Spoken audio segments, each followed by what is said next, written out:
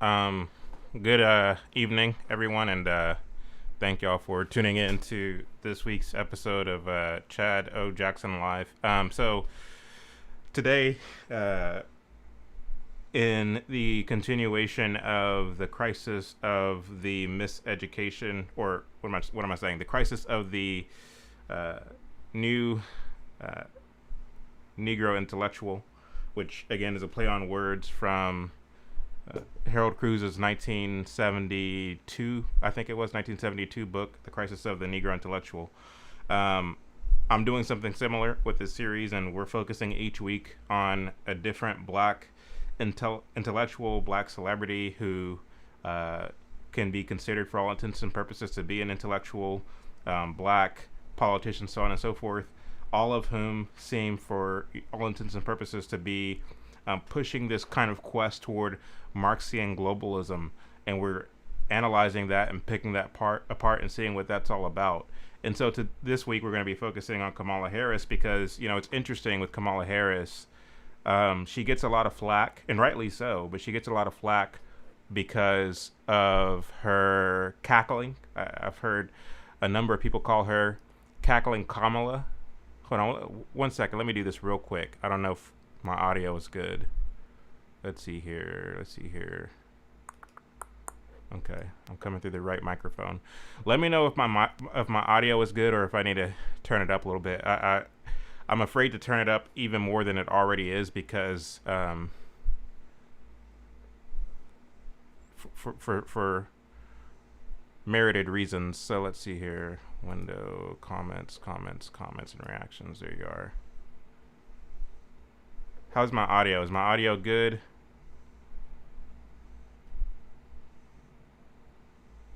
Okay, let's see. No responses yet to the question of whether or not the audio is good. And by the way, folks, Blanch is going to be joining me here in a moment. Okay, Prudence said all good. All right.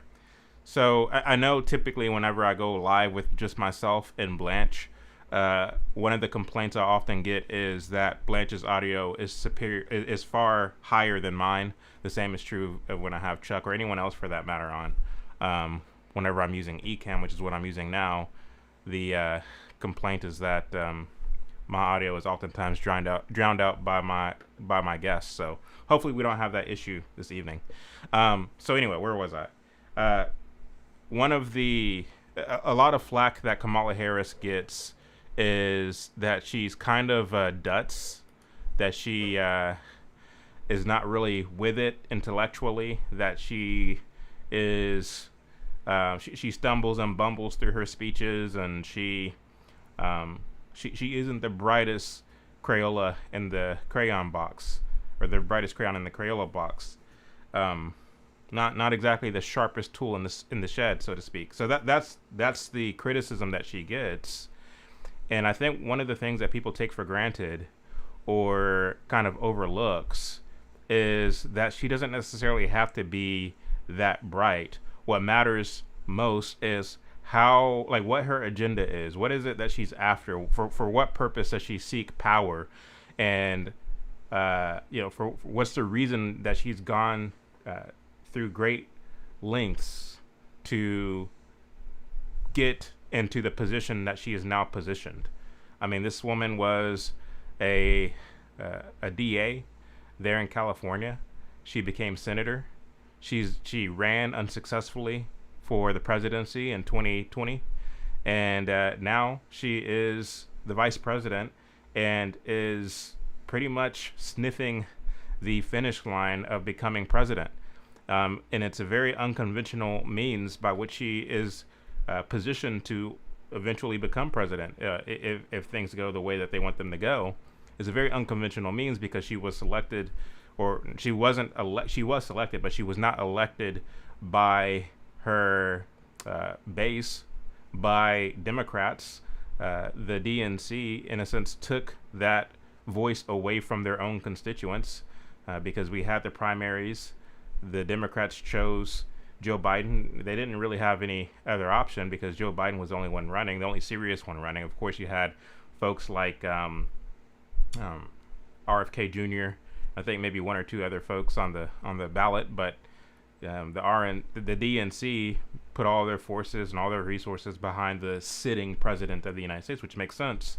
And so naturally, Democrats in the primary overwhelmingly voted for Joe Biden. And so after they secured all those votes and they went through all 50 states and got primaries and delegates in this state, delegates in that state, delegates in this state, and once the smoke settled, once the dust cleared, and once the room cleared, and the nominee was pretty much decided on, he decides to drop out of the race. That's what happened. That's how this all went down. So Joe Biden drops out of the race, and now between Joe Biden dropping out of the race, the very next step is for him to secure the delegates formally at the Democratic National Convention. And so with him dropping out of the race, it creates a kind of conundrum because we haven't seen anything like this in a number of years. It's not unprecedented. It's just that it hasn't happened in a number of years insofar that you have delegates who are deciding who the nominee will be for a given party without having the voice of the people, the regular, ordinary, average, everyday citizens influencing that decision. So that's a thing that hasn't happened in a very long time. And so we're now in that position. Everybody who is somebody and on the left wing side of the political spectrum are throwing their weight, throwing their resources, throwing their efforts behind Kamala Harris. So they're in a sense telling you that this is going to be our person, this is going to be our girl. Yes, we understand that it's supposed to go to an open convention, but we don't care about any of that. We are telling you that this is going to be our person. And the idea is to get you to acquiesce if you're a Democrat. The idea is to get you to just go along, to just basically nothing to see here as far as the open convention is concerned. There's nothing to see here. There's no other candidate that's viable. There's no one else we're going to consider. She's our person. And they're trying to overwhelm you with this narrative, with this desire that they, the DNC and the elitists have, by getting you to just go along with it without raising any questions. And what do I care? I'm not a Democrat. I don't really care who their person is going to be, but this is worth taking note of, folks, because again, Kamala Harris has demonstrated from day one that she wants power. She is hungry for power. And tonight, Blanch and I are going to talk about, well, why? Why is someone like a Kamala Harris so hungry for power? Is it by accident? Does she just want power for the sake of having power, or does she seek to do something with that power? Well, when she was there in California, she took the job as a prosecutor. And she said that she wanted to basically radically change the way in which crimes are prosecuted, specifically as it relates to so-called people of color. And she did just that. And so she didn't get in office and was merely a figurehead. I mean, she is a figurehead, don't get me wrong, but she didn't just sit on her hands once she obtained office. She radically shifted the way the law is conducted there where she was serving before advancing on to becoming senator. She did a lot of things that were not good for California and thus the world, or thus the country. But anyway, I'm going to bring Blanch up.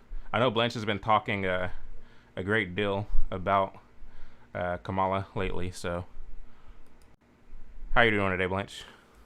I'm doing well. How you doing? Doing good. Can you hear me okay? Yeah. Okay. So what do you think, Blanche? Do you think she just wants power for power's sake, or do you think that she aims to do something nefarious with that power? I think the lady, I don't know who she was, but she was on David Letterman's show. You played the clip, and she said, believe it or not, there are a lot of Obamas out there. If you listen to that, I kind of think like, you know how you just throw a whole bunch of rings in the hat, and it's kind of like eventually one's going to hit. So it's kind of like you flood the market with a bunch of, I guess, Obama lights or Kamalites or whatever. You flood the market with them, and then eventually somebody's going to catch the eye or attention of the people. So Kamala does, to me, you're 100% correct. She wants power, and she's always wanted power. I think he said that her parents were activists. So to me, this has all been in the making. This isn't by chance. She didn't stumble upon, the vice presidency. So I heard her interview where she was talking about she wanted to ban assault rifles, and they were like, "You can't do that," and she was like, "I'm gonna do it anyway." Like she's just so. What I thought about last night, Chad, was her doing all this crazy stuff, and people saying, "Well, she's a woman. She's black. You guys, let's try it out. Let's see. Men have done it. Like there's such an argument for her to just be crazy. Um, they showed the concert today in Atlanta, and that's what it was, a concert. And she telling Trump, "You want to say it to me? Say it to my face." And the crowd's going. I mean, it literally was a concert, Chad. So yeah, she wants power, and not that she wants power, she has power. Like now, this train is moving, Mm-hmm. um, and it's not going to get derailed. So I don't know what Right. Trump. I don't know what Trump has planned, but I definitely know that she has an agenda in place, and we saw this, Chad, with her little socialism commercial. And you asked me on the show, who's more radical, her or Obama? Based on rhetoric, she is by far. We talked about Mm-hmm. Obama with finesse a little bit. She's not. She to me, she's not as savvy as Obama. So she's just going to say it. Like she's just going to say it. Now she might say it with a laugh. She might say it with the black girl attitude. But she's going to say it, and she's 1,000 times more radical than Obama. But to answer your question, Right. yes, she wants power for, to me, a globalist agenda. So here's what Kamala Harris said when asked about taking action with respect to gun control. Check this out. Yeah, I think it's a great idea, but I mean, listen, I don't think we lack for great ideas. As I've said many times, we've been having great ideas for decades. The problem is that Congress has not had the courage to act. And that is why, from the beginning, I have said, my agenda includes attempting to get Congress to act, but if they don't within the first 100 days of my administration, I'm going to take executive action. Because what we need is action. So, for those of you who I guess had trouble hearing her, she said, when I win election, within the first 100 days, if Congress doesn't act when it comes to gun control, if they don't act, if they don't do anything that I like on this particular topic, I'm going to take executive action. And she means business. I mean, make no mistake about it. She means business. You can call her dumb, you can call her stupid, you can call her cackling Kamala, but the woman means business. She's, as we demonstrated in the montage on Sunday, going back as far as 2001, here's a woman who's been ideologically consistent about what it is she's saying. When it comes to these terms of equity, and when it comes to these, like, this Marxist rhetoric that a lot of people are just now finding out is Marxist, she's been using this since before Obama was elected in 2008. And so, yes, she's ideologically consistent. I'm not telling you to be afraid, be very afraid. I'm just saying that. So here's the thing before we get to that clip, Blanche. Kamala Harris has two different kind of voters. And I thought about this today. The first voter that is a Kamala Harris voter is the one who believes fundamentally, philosophically, ideologically the same thing that Kamala Harris believes. No national identity or pride in one's nation and pride in one's national heritage. No commitment or fidelity to the edicts of the Constitution. The belief in no borders, the belief in globalism, the belief in just postmodernism, quite frankly. That's the number one voter. That's the first kind of Kamala Harris voter. The second kind of Kamala Harris voter is the one who lacks principles completely. Just no principles. He or she is the one who's very easily swayed by propaganda, by narrative, and by rhetoric. It's very easy to just say, we need to have a woman in office because there's never been a woman. It's very easy for that second kind of voter to just be swayed by that. Like, yeah, let's just put a woman in there. Why not? Never mind the fact that, the world is burning down. Let's just put this representative or this person who represents a certain marginalized or a certain intersectional group in office and to see what happens. Like you're basically playing with people's lives. You're playing with our country when you do that. But what the hell? Those are the two different kind of voters. And so what that means is, if you are a principled person, if you do believe that a nation should be a nation, that America should be for Americans, that Mexico should be for Mexicans, that Europe should be for Europeans, and so on and so forth. If you believe in the distinction of national identity, if you believe in preserving and maintaining the Constitution, then Kamala Harris is not your girl. But you know, a lot of folks aren't considering that. They just want that, they like the idea that here's a woman who says some things that I like that make me feel good, and I'm potentially going to vote for her. But again, when it comes down to the nitty gritty of it all, Kamala Harris is a believer in an agenda to upend and to uproot America, the same America that our grandfathers and great grandfathers were able to make a living and to start businesses and to do quite well for themselves, irrespective of race, irrespective of nationality, irrespective of where they came from. The same America. I mean, again, this is this America that our grandfathers lived in, notwithstanding Jim Crow and all the rest of it, is one that has yielded the most prosperity for the most people in the history of mankind. That's America, and it is an America that has been actively uprooted since the FDR administration. I would even go so far, back as far as the Woodrow Wilson administration, and it has been uprooted subsequently since then. Kamala Harris is but another rung in that proverbial ladder, and by her saying, like, look, when I get into office, I'm going to act unilaterally, irrespective of what Congress says. I'm just going to do it by executive order or executive action. That is at odds with other rhetoric she used when she said, I'm trying to fight against Donald Trump's totalitarianism. He wants to be a dictator. He wants to be an autocrat. So she's using that rhetoric to describe Trump, while at the same time saying that she's going to bypass Congress to push the laws that she wants to push. Like, what's going on here? Go ahead, Blanch.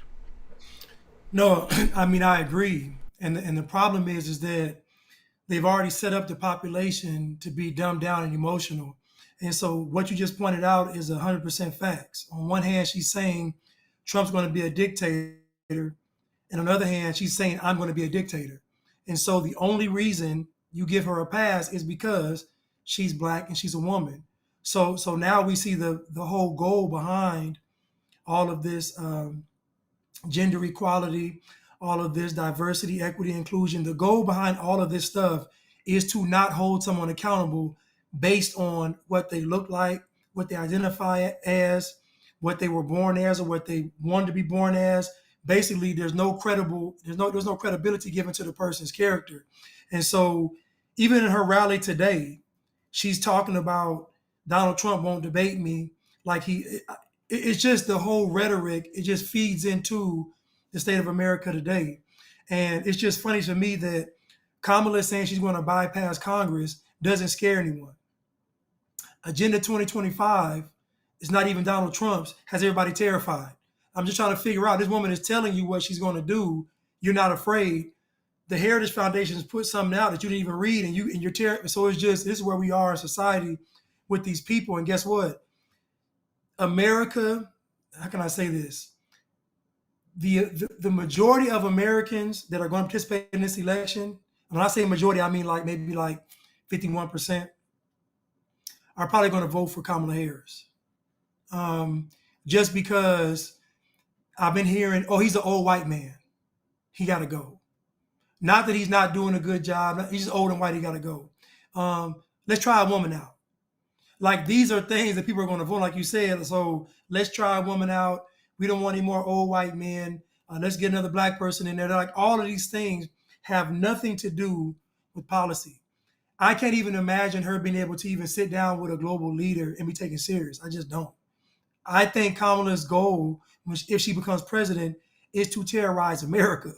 Like, she's not going to bother China or Russia. Her goal is going to be to terrorize us. And so, to, like you said, upend the fabric of America, like you said, has been upended since you said Woodrow Wilson. So imagine if we're unraveling a quilt, pretty soon it's just going to be so loose you can't even use it anymore. So I don't know. Ben Carson was asked, did she have a chance to win? And he was like, yes. And she has a chance because Cutting Through the Culture isn't on national television. It just is what it is. Like, there's no real outlets for the average American to go to get some real information. Most people are working or consumed with their life or whatever, so they don't have time to even research this stuff. And so, I mean, America's primed for the picking for Kamala. Now, granted, a lot of this stuff is capped, this popularity with all these Zoom calls and all this money and stuff. But there's an old term that says, fake it till you make it. So if they can get folks to believe that it's real, you know, Chad, folks are bandwagon jumpers. If they see something popular, they want to be a part of it. Oh, Kamala is the next trend. And to me, the most disgusting is not these liberal men, it's these black men going above. I didn't see black men do this for Obama. Like this is something extra that's being done for Kamala, and it's just disgusting. No, you're absolutely right. I mean, one of the things that the left, these Satanists, are really good at is creating buzz around a product or a person. It's how they make celebrities, right? A celebrity doesn't just drop out of the sky. They are groomed to be a celebrity, and not only that, but the powers that be, they mobilize all of the platforms, they mobilize all of the newspapers and the journalists and the press to speak highly of the item or the thing they wish, or the person they wish to popularize, and then the rest goes from there. Because to your point, a lot of folks are bandwagon jumpers, hard word to say, and a lot of people just don't want to be on the wrong side of history, quote unquote. A lot of people don't want to do the thing that's not trendy, or they don't want to be looked at as someone who's not co-signing the thing that's not popular. And I think these leftists, the powers that be, the social engineers and manufacturers of public opinion, they understand that, and it's the very reason, to your point, that they're doing all these Zoom calls. They're trying to create a lot of buzz. Like, look, white men are for Kamala Harris. White women are for Kamala. Gays are for Kamala. Black women, black men. So whatever your flavor is, I wouldn't be surprised if they do another Zoom call, Christians for Kamala, and you have a bunch of clergy, quote unquote clergy, and so on, who are up there, and they, you know, watch them raise $5 million for Kamala. And this is the whole idea, folks, is to get you to go along with this because everybody else is doing it. It's the tried and true peer pressure. But all of it's manufactured. All of it is smoke and mirrors. Like, all of it is fake. Again, to get you to be so enamored of her popularity, which is non-existent, because if her popularity existed, then she would have polled higher in the 2020 Democrat primaries. Again, I always say this, and I'm going to keep saying it. Pete Buttigieg, a mayor from South Bend, Indiana, polled higher than Kamala Harris, a senator from California. Like, think about that. That should tell you how unpopular she was as a candidate. And now she's supposed to magically overnight be the most popular person in America. Like, how do you not see that this is manufactured? Blanch, so there's a memo going around in Washington, D.C. right now among Democrats that says, you know, part of your talking points is that you're supposed to say that she's not the border czar, that she hasn't been assigned such a title. That's not a fact. You know, fact check wrong. That's what they're saying. And the fact is, there are a lot of Republicans who are just confused and distraught that she, being placed in charge of the border, didn't do anything. A lot of them act confused by this and distraught by this, when the reality is this isn't anything new. Her position on the border, her position on borders in general, her positions on who is and who's not American, is kind of old news. This is something that's existed well before she was even vice president. I wanted to play this clip. We played this clip on Sunday for those of you who weren't here, but watch Kamala Harris in 2007, I think this was, 7 or 8. Check this out. I've watched people get taken off the job sites and replaced by people from Guatemala. I mean, it's outrageous. It's just irritating, and we need to do something about it. These are people who've broken our laws to come here. According to the Constitution, they would be considered enemy invaders. Immigrant rights advocates say the Minutemen are breeding intolerance and hate. Claudia Rivera spent her Saturday at this immigrant resource fair in San Francisco, sponsored by District Attorney Kamala Harris. Your immigrant status, whatever it is, does not, in our mind's eye, designate you as a criminal. Harris wants immigrants to know that San Francisco police and prosecutors will protect illegal immigrants. Claudia Rivera says she came here illegally 3 years ago and needs a good job, medical services, and yes, citizenship. So Kamala Harris, according to the news at the time, and according to Kamala Harris herself, will do what she can to protect illegal immigrants. The woman there, Maria, whatever her name was, she says she wants a job, she wants this, she wants that, and yes, she wants citizenship too. And the thing is like giving these people citizenship is kind of like a free-for-all, because it's not so much that these are individuals who want to renounce the citizenship of the countries from which they came. They want dual citizenship is what they want. Yeah. Crossing the border and coming to America is a thing of convenience. Oh, in America, they bend over backwards to see to it that, that people get welfare, people get Social Security, people get Medicaid and all these things, not because they care about these people, but rather they're trying to secure votes for themselves.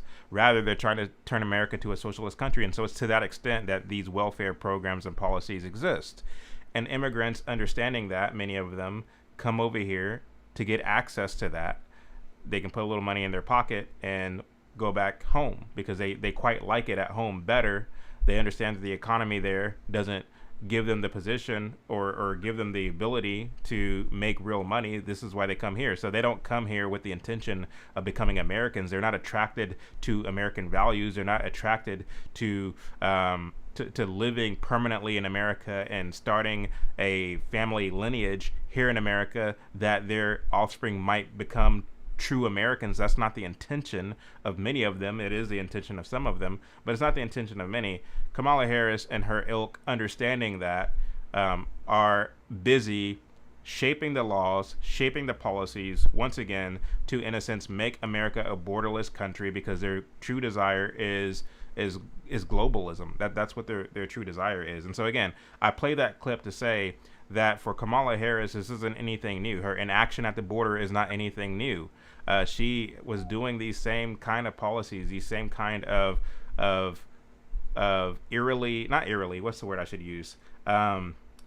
detrimentally favorable to illegal immigrants. She's been doing this thing for a very long time.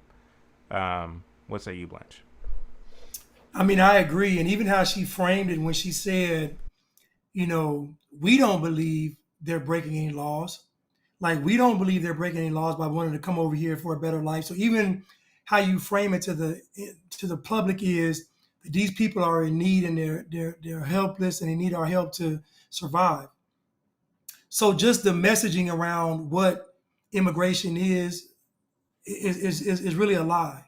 And the problem is because there is a reason why nations want to protect their borders. It's a reason why. This is not a modern thing. This is at the beginning of time. China has a Great Wall. Like, there's a reason why people want to protect their borders, because people want to protect their culture, for one. We spoke about this before. The main issue is someone not being vested in the country. So when they come to America, just imagine someone that comes over here and their loyalty lies with Kamala. That doesn't make me feel comfortable. Imagine millions of people coming over here and they're saying we're listening to her. That's a problem. And so we can say we want to save people in need, but there are legal ways for folks to become citizens. People say, well, it's hard to do, but that's life, though. Listen, becoming a citizen of any country is not easy. It's difficult for everybody. So this notion that you should be able to show them your ID and become a citizen is insane. People have to. It's a vetting process. And so the way she framed that statement, we don't think they're breaking any laws. I know that pulls on the heartstrings of most people. Like, most people don't have a problem with immigration because they don't, how can I say this? The way America is set up now, you mentioned this about how America has been so prosperous for people. America has been so wonderful that 20 million people have come across that border illegally, and you're still able to enjoy life. Like think about how America is set up to the point where people can say what they want to say about America. America is so great that 20 million people came over here and you're still able to have a normal life. Now, granted, you've experienced inflation. Granted, you got to see Joe Biden be president, but for your everyday life, you can pretty much function the same. That lets you know how great America is. You can't name any other country that has an influx of 20 million people in 3 years and it's still functioning properly. It's not going to happen. It's going to be chaos. And so I think we take for granted when we're criticizing America how blessed we are to be Americans. I've been to other countries. I can go right now to the grocery store, get what I want to eat, come back home with no problem. I can cut on my water with no problem. If the power goes out in 10 minutes, it's going to be somebody out here, emergency crew, getting the power back on. Like, America is set up with tremendous amounts of structure and convenience for people that live here. And so, but again, like you said, Kamala is a globalist. So she doesn't believe in borders. In these people's utopia, the goal is to get rid of white people. At the end of all of this, we're talking about globalization means white people gone. You want people of color everywhere. You want white people out of here. And so when they talk about diversity, when they talk about what they want to see, what they're really talking about is we want less white people in positions of power first. Then the next thing is we want them out of society, because now people are saying they want their own space. So Kamala is a part of all of that. She's a part of, okay, well, if somebody starts on third base, somebody starts on first base, how can we get everybody the same? You're going to have to take from people to do that. It's an impossible task to do. You're going to have to infringe upon rights to get everybody on the same accord. And once on the same accord, doesn't mean they even want to stay there. How many folks will actually, everything is even and they still want to be degenerates? Everything is equal and equitable, and folks still say, I don't want to work. And folks still say, I don't want to contribute. What are you going to do about them then? You see what I'm saying? So again, yes, she's a globalist, Chad, and to me, this is all by design. This open borders, we can act like she failed. She didn't fail. She did her job. That's what she wanted. Imagine her being over the border. That is a communist dream. You mean I'm over the border? I get the keys to the gate? Oh my goodness, where'd my keys go? So again, of course she wanted the borders open. So now, guess what? Now when she's running, now she can run on what? You got 20 million people here that were wearing Biden and Harris t-shirts. You got the women, you got the liberal people, you got the blacks, you got all these folks. And again, she wasn't popular in 2020, but they can make her popular now. She's popular now. If she went in 2020, she's popular now. Now, will folks vote for her in the polls? I don't know. But she has a good shot of getting those votes because, I mean, once you galvanize black people, we saw it in 2020. Like, once you do this, it's going to be a train, like I said, on the track, going full speed, no brakes. Right. So everything that you just said about you and I said about Kamala Harris's globalism is true. However, I did want to play this clip where she's talking about what her definition of patriotism is. I don't know if you remember this one. Check this out. Patriotism. It's a word that gets thrown around. And in my opinion, there are two definitions of patriotism. And what is a patriot? The first is that person who defends their country whatever it does. The second is the kind of patriot I am, and I believe you are. And that's the kind of patriot who believes in the promise of our country. It is the person who believes that we are and can be a real democracy in a place that is all about equality and treating all men and women equal, regardless of their race, gender, sexual orientation, or ethnic background. And at the end of my 8 years, I promise you, everyone will be wearing an American flag on their lapel. Nice. So, I have my own opinions, but I mean, in what ways did you personally feel that what she was saying is subversive? That doesn't sound anything like patriotism. That sounds like it sounds like her trying to redefine what what patriotism is. She's she's trying to make it sound like America was founded on inclusion. It was founded on diversity, equity, and inclusion. It was founded on, everybody being equal, everybody being accepted, regardless of who you are, you're welcome to be in America. That's not what America was founded on. America was founded on freedom. Now, once you have that freedom, it's your job to either protect it or, what they say, life, liberty, and the pursuit of happiness. So we give you the life part, we give you the liberty part, but you being happy, that's on you. And so, yeah, what she said is not what patriotism is. What she said is what you would put in a card, or what you would say at closing out a show or something. Like what she's talking about is some woke nonsense. Everybody wearing an American flag. What she should have said was everybody wearing a trans flag or LGBTQ. That's what she really meant. Somebody wearing those flags, not the American flag. And to me, it sounded like what she was really saying, Chad, was let's change what America really is. So by the time I'm done, America will be this. America will be, inclusive. It'll be diverse. It'll be equitable.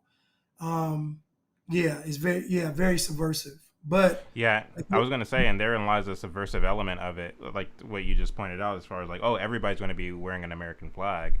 And so the thing is, the idea is to get those of you who are none the wiser not to be suspicious of her true anti-American desires, her true anti-American agenda.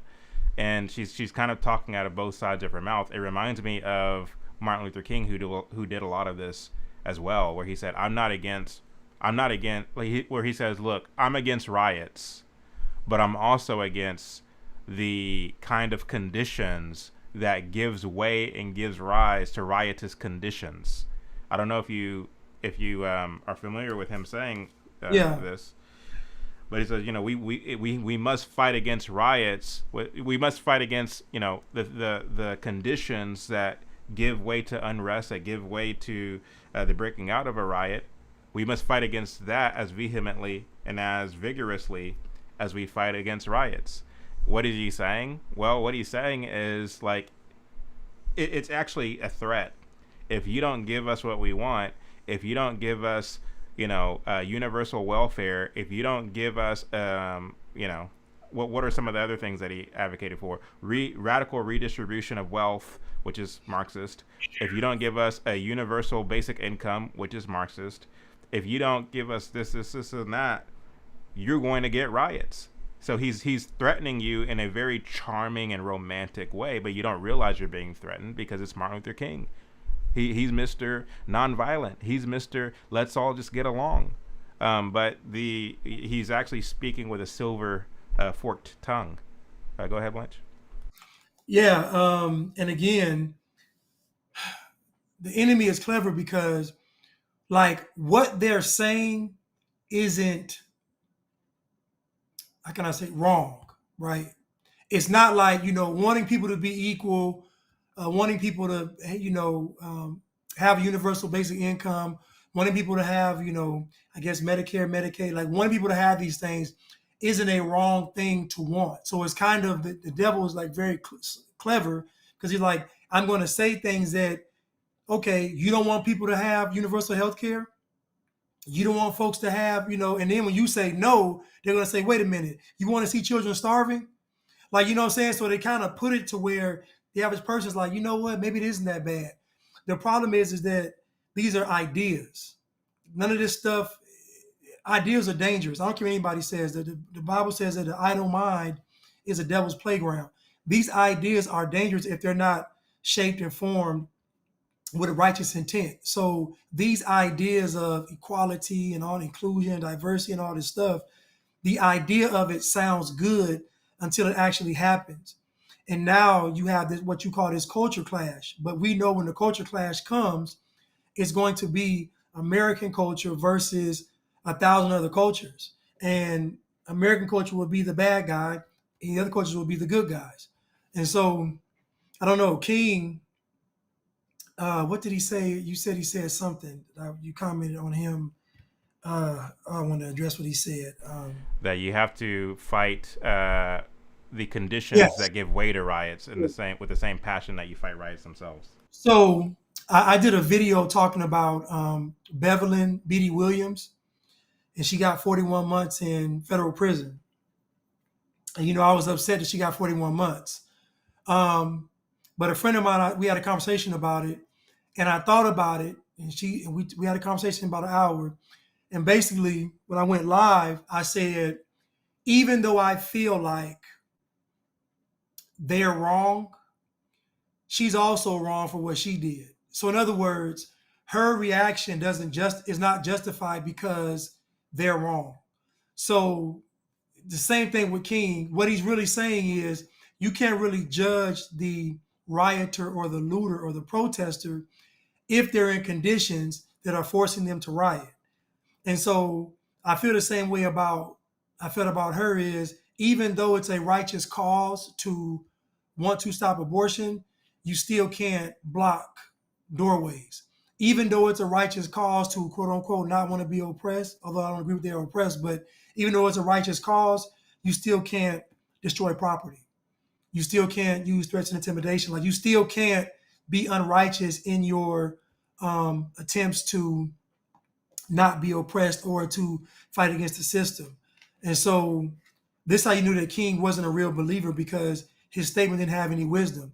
Because what he should have said was, you don't fight the system with rocks and sticks and fire, and cocktails and looting and vandalism and riots. You fight the system with God. So there should have been people praying around the White House. There should have been people, whatever folks felt was bad, they should have did a corporate prayer against what they were going up against.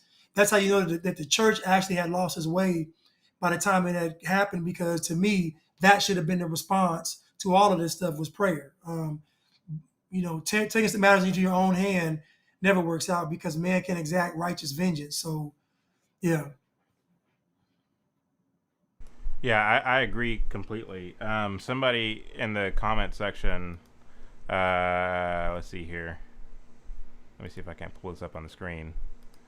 Here it is right here. It says, what was wrong with King having said that?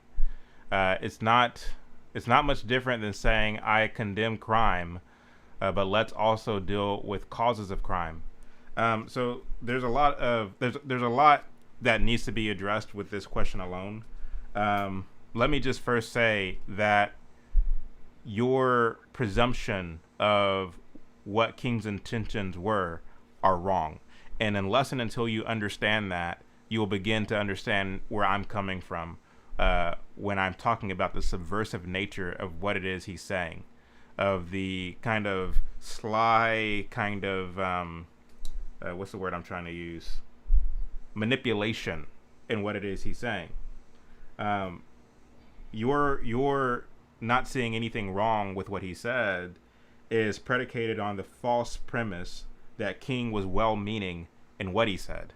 He wasn't well-meaning in what he said. He was being very sinister and conniving in what he was saying. He wasn't just trying to address the conditions that black folks were living under, that poor folks were living under, so on and so forth. And by the way, who is he to address those conditions? He wasn't an economist. He didn't have the knowledge or the ability to change those conditions. He just talked. He just spoke. He didn't, like, he never ran a business. He never, and that's the thing. We've long seen ingenuity, entrepreneurship, industriousness. We've long seen these qualities be the thing that lifted people up out of their conditions, irrespective of what race they are. We've seen it with the Italians, we've seen it with blacks, we've seen it with Jews, we've seen it with Asians, all of whom came to this country and were able to utilize opportunities and resources to become relatively successful. That's not the narrative that we learn about in our schooling, but it is true. It is factual. Trust me, I looked into it myself, and if you feel so inclined, feel free to email me, and I'll share information with you in this regard as well. But King was not well-intentioned with what he was saying. What he was saying when he said we need to address the conditions, he was just using that as an excuse to usher in Marxian policies. That's what he was doing, because King believed that the way that you fix the conditions is to usher in Marxism, to usher in Marxist policies, to usher in Marxist regulation, because he was a Marxist. That's what he was. So he believed, just like Nina Turner believes, just like Kamala Harris believes, just like Joe Biden believes, just like Barack Obama believes. They all believe that the way that you lift everybody out of poverty is by ushering in Marxist policies. So by saying address the conditions of crime, what they are really saying is we need to get rid of capitalism. We need to get rid of a merit-based system, otherwise known as a meritocracy. We need to get rid of anything that, in a sense, leaves out those who are unwilling to try, those who are unwilling to rise to the occasion, those who are unwilling to put their best foot forward. To the extent that you have a meritocracy, those people who are not willing to put their best foot forward get forgotten. Well, forgotten by whom is the question that I ask. What people forget, before the civil rights movement, 3 out of 4 black children were growing up in homes with both parents, mother and father, who were married. There were no baby mamas and baby daddies. Like, no, they were married. You had functional families and functional family units. You had close-knit communities and neighborhoods. Contrary to what you may have been taught or what you may have learned in your schools, which are government run, by the way. Which, you know, nobody questions that, right? Why would the government have an interest in instilling some sense of individualism and self-reliance in America's youth? They don't have any interest in doing that. No, their real interest is to get people addicted to this notion that government's going to fix it all. Their desire is to make you statists. There's a conflict of interest and respect, you know, with respect to government-run education. There's a conflict of interest there, and that's unhealthy. But that's a different story for a different day. Again, what Martin Luther King was doing with his rhetoric was actually far more sinister than people believe. And so to say that, oh, well, what's wrong with what King was saying? To say that is to operate under the false presumption that King was, you know, is not a liar, right? That King was not a liar, that he was not a manipulator. That's the only way that you can take what he's saying and believe that it was good. But once you take into consideration context, once you look at the context of who he really was, that he was not an honest person, that he was a person of very poor character, that he was a perpetual liar, that he was a deceiver, like his whole career was marked with deception and manipulation. That is, in fact, who he was. And so when he says a thing, understand that he's a professional liar.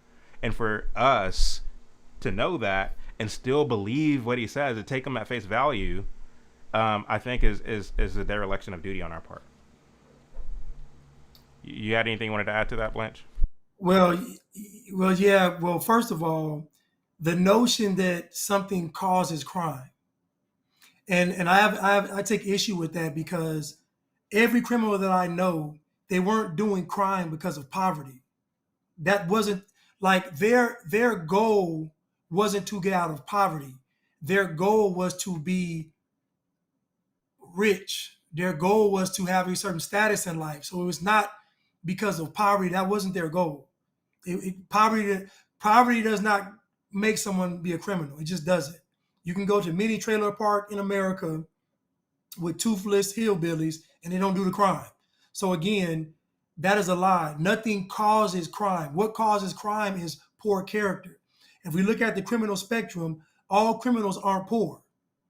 You have criminals in every tax bracket. You have impoverished criminals, you have middle class criminals, you have rich criminals. Like, crime is not based on socioeconomic conditions. It's based on character. So the notion that even the premise of saying that something causes crime already justifies it. It already makes you look at crime differently when you say that, because you're saying that there are conditions that this country has created that's forcing someone to be a criminal. That's a lie. And so now you open up a whole can of worms, because now you have somebody looking at a criminal, i.e. the black community, looking at a criminal as somehow a person that's going against the system. Black people put criminals as like they're actually fighting the system because they're being held accountable by the system. I'm like, no, they're not heroes. He just got caught doing crime. There's a video of this guy, Lucci, and he's in court, like showing his, grill and looking back and smiling. And the judge is reading off all of these years.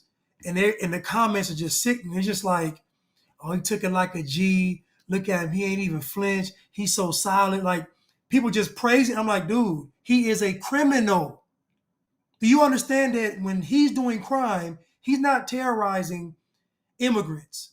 He's not terrorizing white people. He's not terrorizing Jewish people. He's not terrorizing LGBTQs. He's not terrorizing Hispanics. He's terrorizing you. All of his crime is directed towards the black community. And you are sitting there celebrating him. But when King says something like the conditions that what causes crime, that's a problem. Because now you start looking at crime different. Well, maybe crime isn't crime. Maybe stealing isn't really stealing if America's racist. Maybe murder, think about it, Chad. Maybe murder isn't murder if America's racist. And this is where we are. And so we've been prepped for this, Chad. I think about it. I was a libtard probably till 4 years ago. I used to eat this stuff up. Not all of it, but a good deal of it I used to eat up because this stuff gets programmed in us. I think the only thing that may have saved me was I didn't go to public school. So I don't think the stronghold was that great on me. If I did, I'd probably still be in the Blatrix. But yeah, the notion that something causes crime, this notion that poverty is no. The Bible talks about poverty. The Bible talks about giving clothes to the naked and food to the sick. The Bible talks about this. What the Bible doesn't talk about is taking care of somebody that's able-bodied. That's not what the Bible talks about. A man or woman being able and you're taking care of them. No. The Bible says if a man doesn't work, he doesn't eat. And if he doesn't eat, he's going to die. So the Bible is very clear on you being a productive citizen, whatever society you're a part of. But yeah, nothing is causing crime. I wanted to pick up on this whole concept of mistakenly taking these people at their word, or what you construe to be their word, taking what they're saying at face value and not looking at or analyzing the deception and the manipulation and what it is they're saying. But before I do that, I wanted to play this quick video with Kamala Harris talking about civil rights. Check this out. One of the issues that I believe will be addressed by Barack Obama is reviving the Civil Rights Division of the Justice Department. There is a lot of good work in the history of this country that has happened through the Civil Rights Division of the Department of Justice and needs to continue to happen. There are still challenges on every level around issues such as hate crime, environmental justice, and other crimes that frankly need a priority from the Department of Justice to be addressed. Okay. So once again, at face value, what she's saying seems harmless, right? But when you understand truly what the civil rights movement was all about, that it was a very sinister agenda. And it goes back to something you were saying earlier, Blanch, specifically as it relates to the clip that we played where she's defining what patriotism is, right? And she creates this binary. She first of all strawmans the kind of patriotism that she doesn't like, saying, oh, people who believe and love America regardless of its, whether it did good or bad. You have those people, but then you have the kind of patriot I am, says Kamala Harris, where she starts to, she then begins to tout this kind of DEI idea of what America is. And she says, in fact, that America was DEI from the very beginning. So in a nutshell, that's what she's arguing for. But when you said that, that kind of struck me because it is argued by many scholars, and myself included, that what the civil rights movement was able to do was, in a sense, to what's the word I want to use? It what the civil rights movement was able to do rhetorically, philosophically, was shift the trajectory of our country to send it down a different path. And so you have America 2.0, as it were, as a result of the civil rights movement. And so now instead of being a country that promotes merit, that promotes personal responsibility, that promotes, ingenuity and innovativeness and so on and so forth, rather than being a people of high character, America instead has become a country it's become an egalitarian country, a socialist country, where we need to see to it that everybody is fed and everybody is this and everybody is that. So it's kind of become the responsibility of the government to provide for everyone, and in so doing, it's de-incentivizing the kind of character, the kind of moral standards and independence and resourcefulness that made America great to begin with. And so you have America 2.0, and it wasn't just ushered in by the civil rights movement. As I said in the show on Sunday, you can go as far back as 1944 when FDR gave his famous second constitutional rights or second Bill of Rights speech, where he's basically saying, look, everybody should have housing, everybody should have food, everybody should have this. It's the government's responsibility to see to it that everybody has this, and that. He says, irrespective of creed, irrespective of race. Basically the same thing that Kamala Harris was saying in 2008 or whenever that clip was played. FDR was saying it in 1944. Martin Luther King was saying it in 1963. LBJ was saying it in 1967. Barack Obama was saying it in 2004 and 2008. Kamala Harris is saying it now. So it's a continuation of this kind of America 2.0. And so civil rights is a byproduct. It's not a byproduct. I would say it's pretty much foundational to this America 2.0, as it were. And so what they've managed to do, Blanche, is they've managed to, in a sense, make the civil rights DEI kind of communistic view or vision of the world so intertwined with the idea of America in general that people can't separate the two. So whenever, for example, a leftist get up on TV and say, oh, the Supreme Court, Trump's Supreme Court took away women's constitutional right to abortion. When they say that, they genuinely believe it because they can't see the difference between this hyper leftist Marxian civil rights view of the world today and what the original intent of the Constitution was, 200-300 years ago. And so, again, whenever she uses this language of to be a patriot is to be a Marxist, is essentially what she's saying. I mean, am I wrong in that?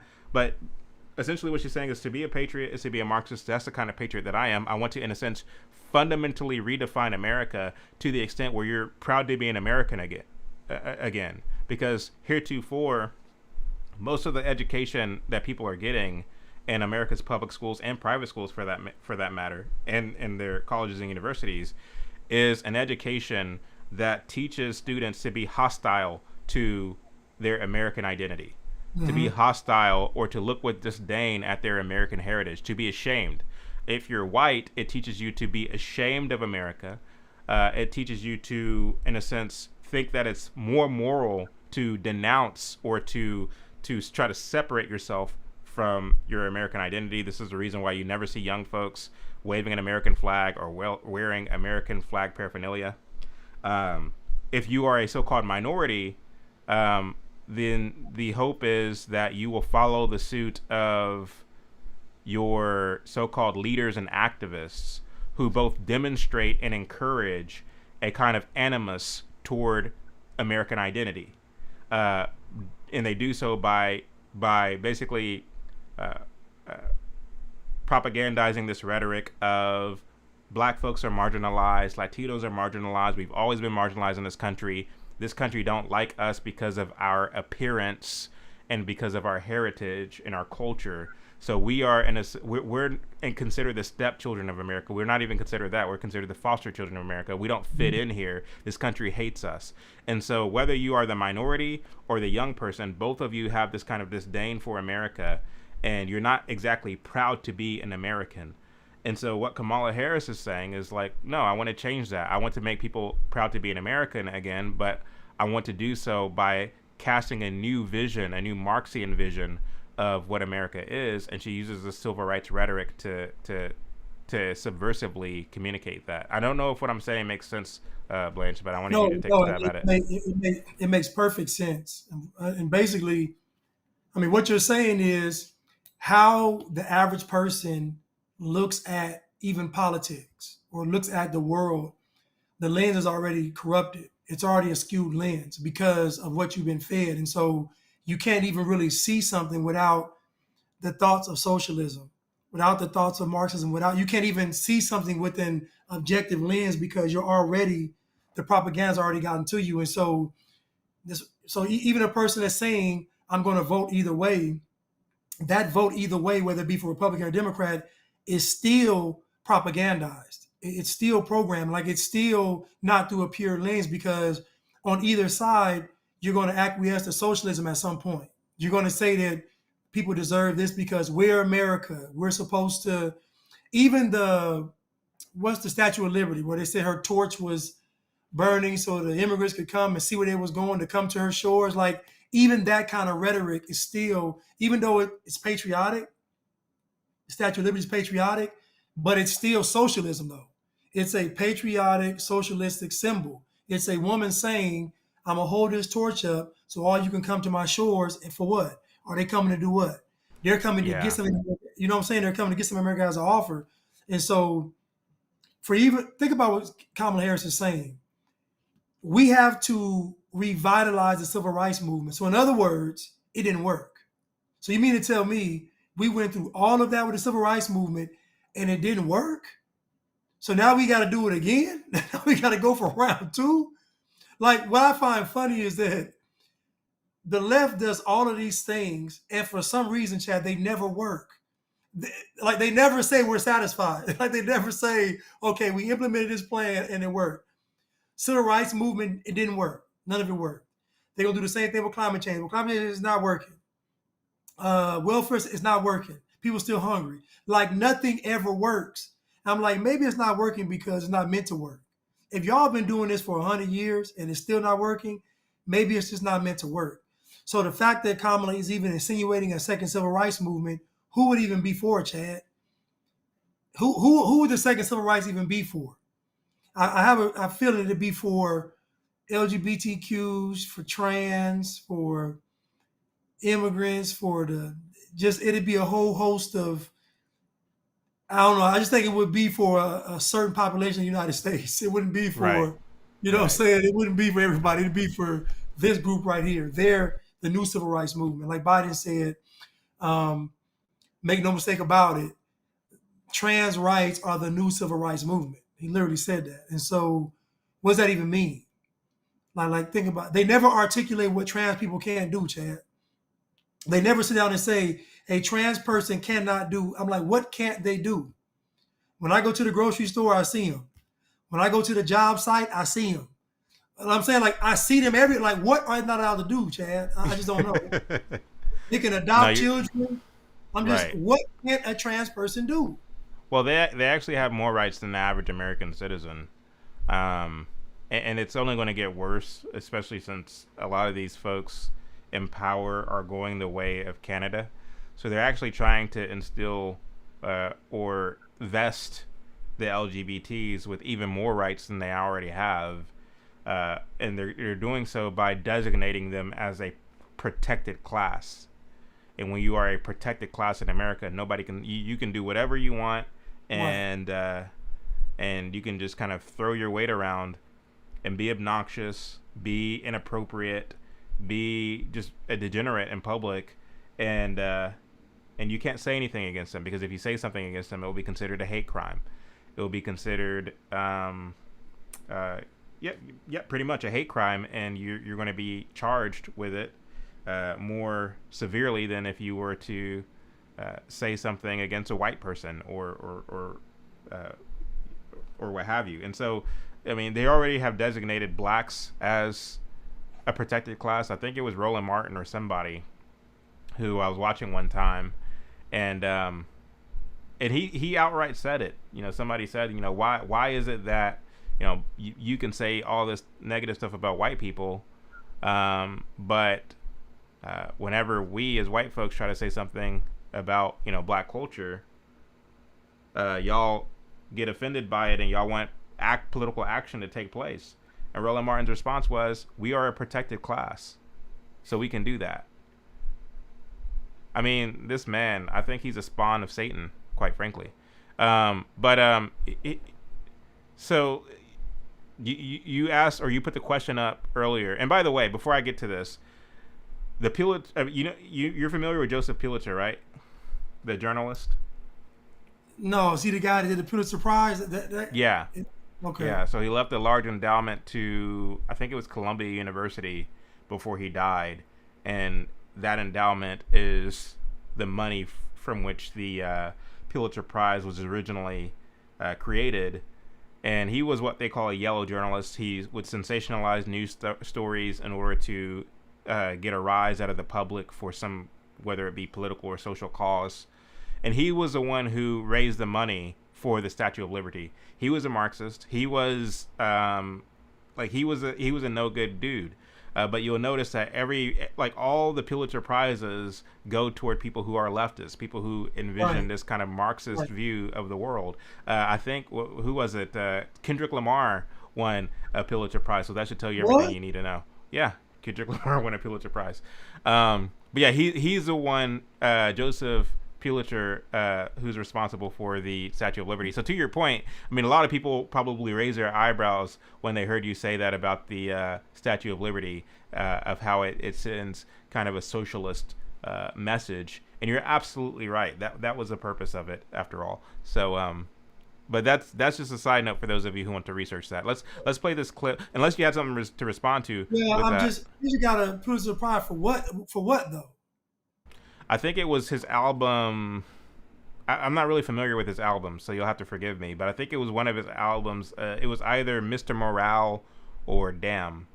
I think it was one of those albums that he won a Pulitzer Prize for. So he didn't actually do anything. He's making music. So the Pulitzer Prize, because people get the Pulitzer Prize and the Nobel Peace Prize confused. The Nobel Peace Prize was started by, I forget his first name, but his last name obviously was Nobel, who was the inventor of dynamite, and he was a weapons dealer. Oh yeah. And but ironically, there's a prize named after him that's about world peace. Okay. So Martin Luther King won a Nobel Peace Prize. Barack Obama won a Nobel Peace Prize. So it's all these shady people who get these Nobel Peace prizes. And I'm going to do maybe you and I should do one. The subversive nature of winning awards and of winning these accolades and stuff like that, and what that does in the mind's eye of ordinary average Joe people. Oh, like it gives these sinister folks credibility. In the eyes of the kind of nonchalant public, if you will, because think about it. Oh, I should probably buy that person's book because they're a New York Times bestseller. Right. I should probably listen to what this person has to say because they are a Pulitzer Prize winner or a Nobel Peace Prize winner. So you begin to see how this thing works. But again, when you look at the history of the Nobel Peace Prize, which is about people who are engaged in activism for the sake of world peace, when we know as believers that only Christ is the Prince of Peace, right? When you look at winners of Pulitzer Prizes have to do with journalism, with content, whether it be a book, whether it be an album, whether it be something that you do in a sense to shape public opinion through literature, through entertainment, through music, something of this nature. So you're being an activist with your journalistic and with your literary and with your artistic expression. So that's what the Pulitzer Prize is about. And so it's for that reason that Kendrick Lamar won the Pulitzer Prize, because he is considered an activist. If you listen to his music, he's constantly talking about the struggle and things of this nature. So, but yeah, I mean, all of it's quite silly to me, but I did want to play this clip because you talked about the I forget exactly how you framed it, but you said something to the extent of, who is, remind me of how you worded it, like who is the protection for, or who is like who do they have in mind when they are fighting for freedom or whatever. And they're claiming this person or that person is an American. I forget exactly how you worded it, but anyway, I wanted to play this clip. This is Kamala Harris doing an organizing campaign for Barack Obama when he was running for office. When we look at the situation that we are facing in our country, there are a lot of folks that need our help. And they need our help because we know that the only way true change occurs is when we mobilize from the ground up. But it is going to require us as soldiers in the field to help the president push this reform forward, because that change will happen not just in changing the face of the White House, but changing the face of our country when it comes to our poor, when it comes to those who need access to education, when it comes to those who need to have a country who sees the most vulnerable among us and allows those of us with a voice to exercise that voice through organization. So here she is talking about changing the face of the White House, changing the face of America, and they want to say that the GR8 replacement is not a real thing, right? But again, like wanting to change fundamentally what America looks like, who Americans are. You know what I mean? Gone are the days where your typical American was your suit-wearing man who was, you know, had broad shoulders and dressed quite well and had a good job and took care of his family, and the typical virtuous woman who was elegant, who was gentle with her children, who smelled good, was someone to look up to. Gone are those days. They're fundamentally wanting to change who an American is. Your purple-haired, I don't know what this ring is called that people wear in the nose. I can't stand that. I can't stand that ring. Oh, I can't stand it. Right. your two dads, your two moms,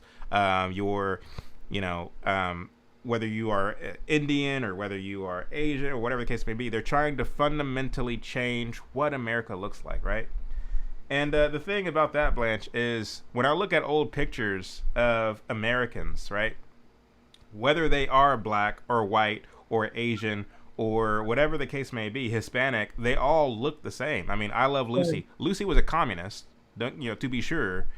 So too was Desi Arnaz. But if you watch I Love Lucy and see how the people are dressed, it's the same as watching Amos and Andy, right? It's the same as watching these old shows from back in the day. And I'm just giving people, like, I'm using shows as an example to give you an idea of what it is I'm talking about. They weren't dressed like crazy. You didn't have like this kind of weird kind of sexual thing going on. People were conducted themselves with a degree of decency that showed up in how they communicated, how they looked, how they talked, how they walked, the whole nines. And so it's not, so what I'm not saying is that your typical American was white. What I'm saying that there was a demeanor that was quintessentially American, right? Mm-hmm.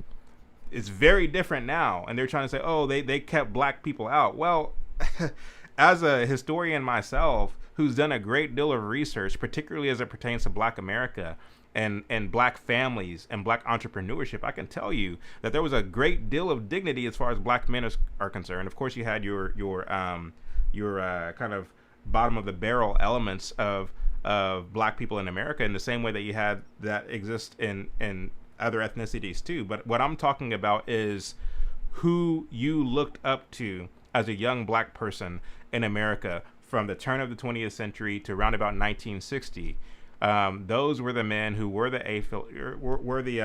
Philip Paytons and the Booker T. Washingtons and the George Washington Carvers of the world, who had their stuff together and carried themselves with a degree of masculinity and dignity, who weren't like praising at the altar of the black woman, which is disgusting to me, by the way. Different topic for a different day.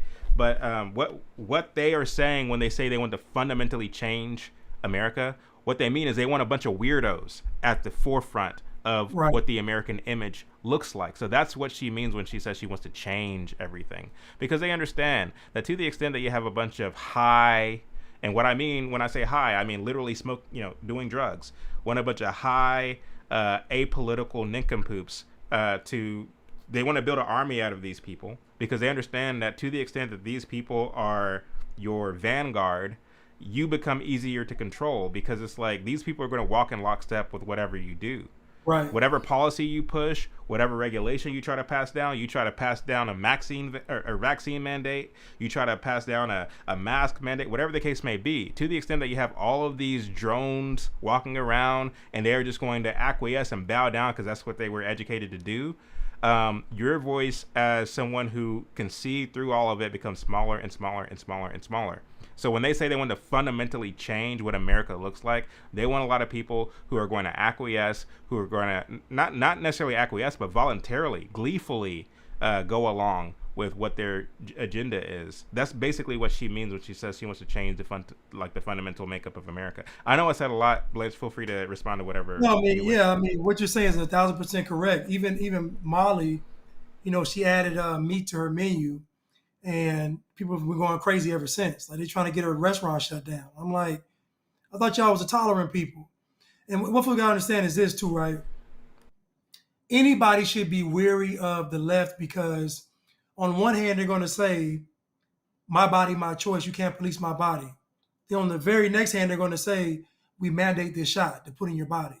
So it's so inconsistent and it's so all over the place to where they're gonna eat their own.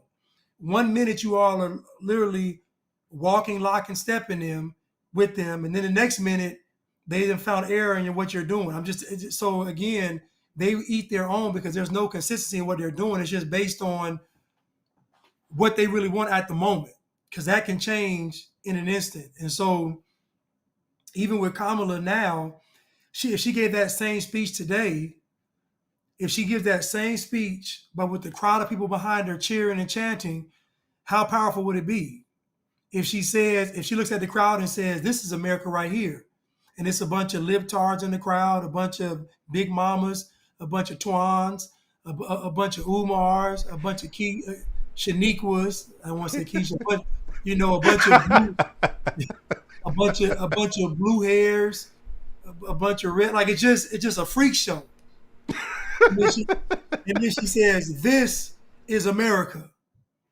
Now, if you think about it, Chad, just imagine all these people that in America today that are insecure, don't know who they are, don't have any real direction, don't know their purpose. What she's saying sounds like freedom. Like what she's saying sounds like life, because she's, I'm speaking for you. And there's plenty of people out here that's just at home being a degenerate, being worthless. And then she said, I'm talking to you. And that person says, man, she speak like, so it's just, Chad, you mentioned folks walking around in suits. Chad, folks would get dressed up all the time. And when I do it now, I'm like, this is a chore. These folks did this almost every other day. Like, Yeah. Things to hold the socks up, things to hold the shirt down, suspenders, like it's just a lot went into getting dressed and getting prepared to go out. It was like an ordeal. And I couldn't just imagine, like, now I'm like, now I got to wear what? We got to wear collar shirts. I'm like, man, so, but to me, that was a character builder. Because to me, you took pride in, because it took you some labor to get ready. You took pride in your appearance. You took pride in going out. It made you feel good about going out. Listen, we had to prepare to go out. This cost us time. We had to get off work at a certain time. We had to go shower up. We had to get dressed. It was a process to get. So when they went out, they did walk with pride, dignity, because it took something to get there. Now these people just, I'm going to dye my hair. I'm going to barely, I do security at a club. Not a club, like a lounge spot on Fridays. And what I see coming through, Chad, it's just, it's like the women are just, when I say the women are just showing their, just nipples and butt are showing. And sometimes something else. The guys just wear whatever they want to wear. And it's just like, I got to search these guys. So I'm constantly having to pull up pants, and it's just, it's crazy. But I just imagine everybody wearing a suit or an evening gown, how even the searching process is different. Like, they raise their hand, you pat the jacket. Like, everything is different when people are coming through dignified. When they're not, you got to look in purses, you see in prescription pills, you see in, it's crazy, Chad. And so what I see coming through that club is to me, the Kamala voter.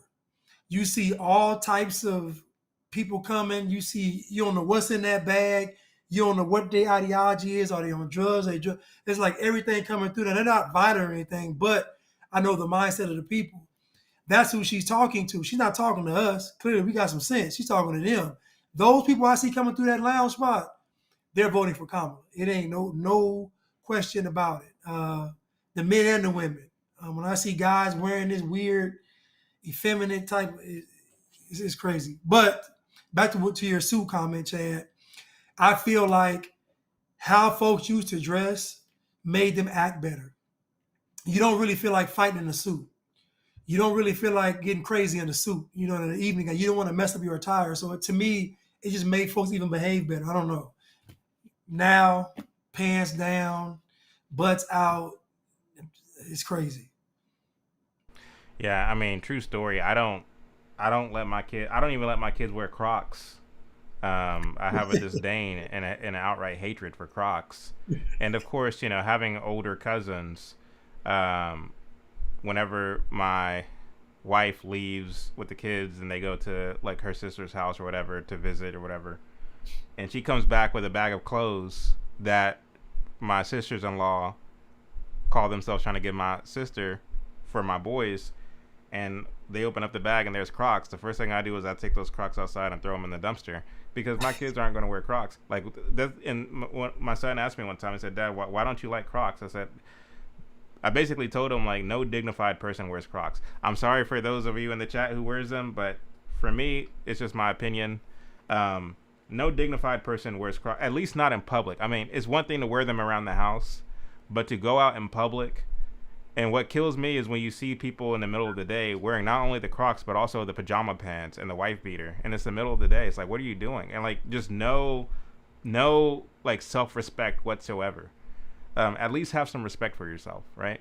But again, we are the Croc wearing generation. We are the convenience generation. We're the microwave generation, and it's unfortunate, but that is thanks to this kind of ideological subversion, this cultural subversion that took place. I would say around the late '60s, going into the '70s, where it was in a sense rebellious to go against this kind of having personal responsibility and having values and demeanor that the baby boomers' parents had. They were rebelling against that, and that stuck ever since then, and it continues on to this very day. It's unfortunate, but I mean, again, when you don't even care about your appearance and how you look, that says a lot about too, like, who you are as a person.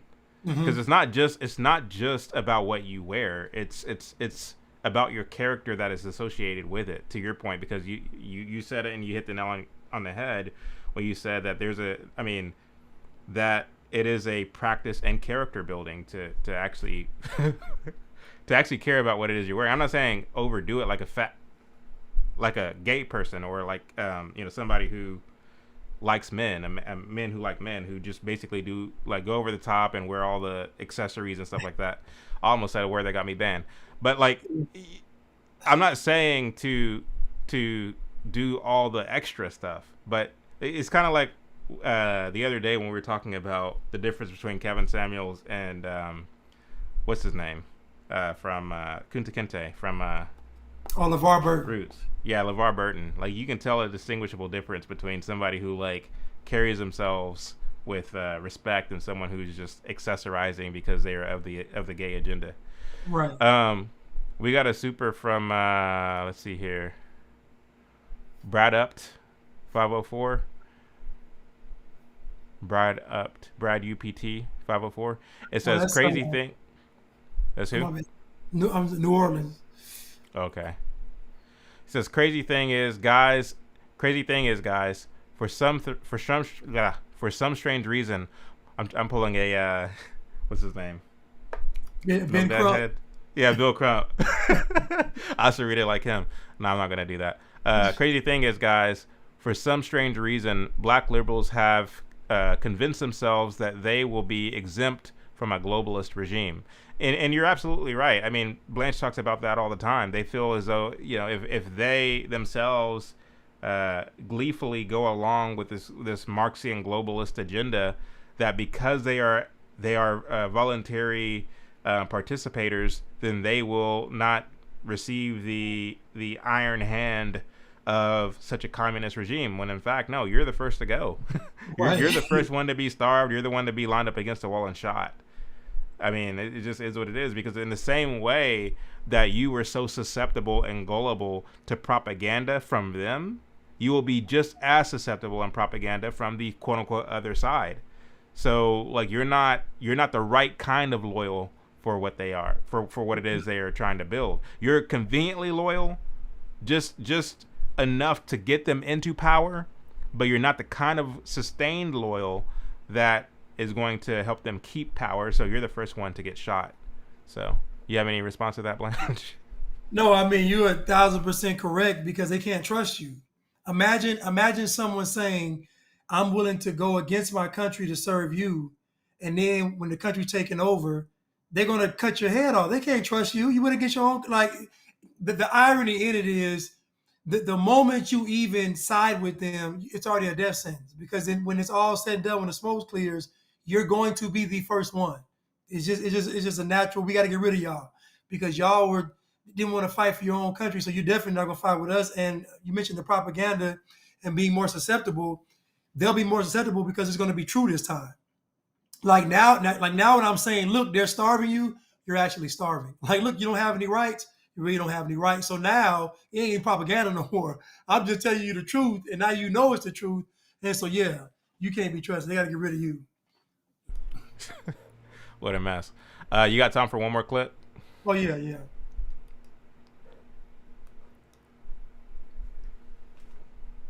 Missing school may not only affect your child's education, it can also be a crime in the city of San Francisco. Here's the thing. The most important issue for me really is that we get these kids to school. Public education is the difference between having a life that is successful or a life behind bars. There's a direct connection between education and crime. So then obviously chronic truancy. The most that we want is that this child just goes to school. So what are you doing? So we started a mediation process, and it's been fantastic, because when the principal would otherwise call the parent and say, you know, Miss Smith, Johnny's not in class, would you return my call? Call went unanswered. Now principal calls and says, Miss Smith, you know, Johnny's not in class, and by the way, that DA Kamala Harris said she might prosecute you and send you to jail, and the call gets returned. Yeah. Well, so literally prosecution means like what? It's a felony misdemeanor? You could go to jail, fines? Would likely result in that parent being sent to jail. Wow.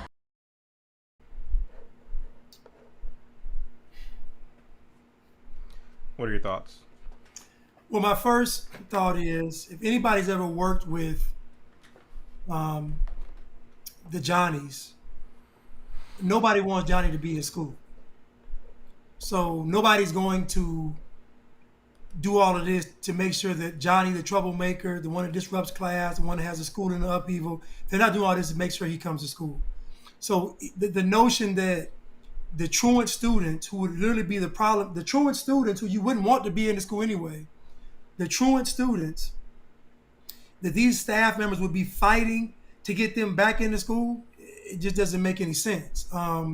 What ended up happening was you had the school cherry picking who they were going to implement this with. It wasn't trust me, it wasn't the Johnnies, because you best believe that Johnny's mom, they wasn't putting her in jail. The one that got 6 kids on welfare, she ain't going to jail. That's not the person going to jail is the mom that works. And then their daughter may have missed a certain amount of time, or the father that works, and his son may have missed a certain amount of time due to a legitimate excuse that the school didn't pick up on. That's who got affected. These problem students have problem parents. Those parents aren't going to jail. It's not even worth it. It's too many of them. So what she was doing sounded good, but in actuality, we mentioned this, her policies weren't tough on criminals. It was tough on the regular, everyday working class people. That's who she was terrorizing. And why wouldn't she? That's what a communist would do. A communist wouldn't initially go after people that were breaking the rules. They're going to go after folks that would dare follow the rules, and they come to you and say, hey, they're breaking the rules. Well, let me lock you up then.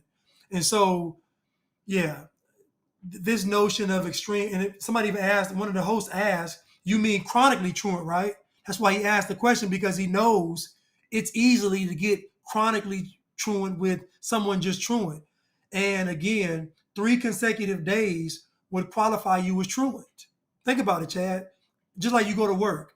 How many days when you're in your job when you're going to get fired? If you don't, no call, no shows. Sometimes it's 1 day, sometimes it's 2 or 3, but they kind of ran it the same way. If a child is truant with no excuse for this many days consecutive, then they're eligible for their parents to be put in jail.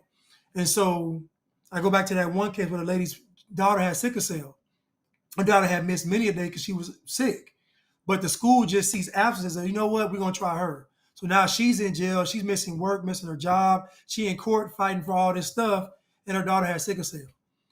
And so again, what she put in place punished the innocent, I should say, because LaQuisha and her 6 kids ain't going to jail. They're not going to be called to go back to that school, and she ain't going to jail. So we know this.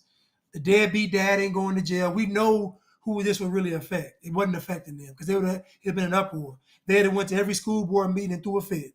So it clearly wasn't affecting them, Chad. No, I agree 100%. It's interesting because I made the comment earlier that when she was DA, and there's another clip in here where she is, well, let me play that real. It's a very short clip. It's a very short clip where she talks about the kind of DA that she will be in office. Let me see if this is the one. This might not be the one. Harris, the daughter of civil rights activists, credits her parents with teaching by example. They were marching and shouting about this thing we call justice. So at a very young age, I thought, well, that's what everyone does. You fight for justice. I grew up as a child of 2 parents who met when they were graduate students at Berkeley and were actively involved in the civil rights movement. They were marching all the time, and I was marching too. Everyone around me was fighting and talking about justice. The heroes for me growing up were the architects of the civil rights movement. They were the lawyers, and they used the tool of the law to remind the world through the United States Supreme Court of what justice really looks like. So I decided I wanted to be a lawyer. I wanted to be a prosecutor. You can imagine going to my family and extended family and having that discussion was quite an experience, and it was kind of like defending one's thesis before a professor when you talked with my family about why you wanted to be a prosecutor. I wanted to be able to have the power of the prosecutor to be the voice about what justice should look like and what justice would look like if it were to be relevant to certain communities. Okay, so I'm not sure if everybody caught what she was saying, but basically she's telling you that she comes from a family of activists, a family, particularly a parents who were very, very involved in the civil rights movement. They believe philosophically. So unlike your average churchgoer or your average young person who was swept up in the kind of charisma of Martin Luther King and of A. Philip Randolph and all of the other civil rights so-called heroes, unlike the average person who didn't really know or understand philosophically what it was about, you just like heard Martin Luther King give a speech and you thought it was for freedom, so you just kind of went along with it foolishly. Unlike that, her parents were genuine believers in the Marxist components, the Marxist tenets of the civil rights movement. So that's the family from which she comes. So she says she goes off to college and she comes back home and says, look, I want to become a prosecutor. And her parents, her family had we're kind of taken aback by that because she's like, we're civil rights activists. Like we fight for Marxism. We don't believe in the police. We don't believe and we think that the police are fundamentally bad. What is it exactly that you're doing? To which she responds like, no, I want to fundamentally change the way that the law is carried out against people, and specifically certain marginalized people, was the answer that she gave, according to that clip that we just played. So when she becomes DA, when she becomes prosecutor there in California, she does just that. She implements a lot of things as it relates to immigration, as we just saw earlier, as it relates to taking a soft on crime approach specifically to pedophiles and other such sex offenders. To Blanch's point, going after not like genuine criminals, but like it's one thing to lock up a petty criminal who's always stealing and always just up to no good. It's one thing to do that, but again, like the crimes that like really mattered, she would be soft on those, is what she did. So anyway, right. And then not only that, when it came to this whole truancy thing, she left a kind of trail of dysfunction and destruction before she left the DA's office and went on to becoming senator. And so, and not only that, when she was senator, she left also a trail of destruction. She teamed up with Cory Booker in Senate in order to try to pass a so-called anti-lynching bill, which was a pro-LGBT bill, for those of you who don't know. And so she's been very strategic in what it is she's been doing. She gets these positions, and she undergoes a reign of terror before moving on and advancing to the next thing. Because her agenda is basically to fundamentally disrupt and to shift the trajectory of our country. That's what it is. She's trying to be infiltrative and subversive in that way. And so when I look at the whole truancy thing, that to me sticks out because I am someone, as many of you know, who is fundamentally against the whole concept of centralized education to begin with. So not only do you have this unconstitutional public school system, you are now arresting people for not taking their kids to such a system. That should be a problem for most people. Not only in where was it, Sacramento, where she was, or where was she? She wasn't in Sacramento. She's in Oakland. She was in Oakland. Kamala Harris as a DA. She was a DA in Sacramento, right? Well, it should have been the capital, right? She had Sacramento. It should have been the. Okay. Let me see. So she was the DA in Sacramento, I think. And she's telling people per that clip that, look, if your kids aren't going to school, we're going to prosecute you and take you to jail. And so when I saw that clip originally, my thought is, wow, okay, they want so bad, like she's doing this with the understanding that public schooling today and for a long time really has been has had the purpose of indoctrinating students to become statists. That's basically what it is. What do I mean by that? Well, in this kind of Walter Lippmann, Bernays-esque society in which we live, where such a thing as social engineering exists, public opinion, and the engineering of public opinion exists, of basically getting you to believe certain things or to go along with certain things exist. They have established what they call societal experts. These are the experts of the society, the bureaucracies of society, the Dr. Fauci's of society, the Bill Nye's of society, the Neil deGrasse Tyson's of society. So they've established these people that they call the experts. And the whole idea through the public school system is to get you to look at these people with a degree of respect, with a degree of reverence, because you grew up, I don't know about you, I grew up in 1990, or I was born in 1990, so coming up in school, we would watch, our teacher would put on Bill Nye the Science Guy. So you're being indoctrinated subliminally to believing that he is an authority on different subjects as it relates to science. And so it just so happens that once I come of age and he's no longer doing Bill Nye the Science Guy on Disney Channel anymore, he's now what? Being a contributor on CNN and MSNBC talking about climate change. And if we don't pass this law and that law and this legislation and that legislation, then the world's going to end in 30 years. So you see how this thing works. Like, again, the whole purpose of schooling in America is to get you to trust the so-called experts, to go along with what Dr. Fauci and others are saying. That's the purpose of it. It's to help you understand, like, you are just a minion in the system. There's people who are smarter than you. These are called the experts. Listen to what they say because they're going to help save society. They're going to help save civilization. That's the purpose of education. Not that you might be an independent thinker. Not that you might be resourceful.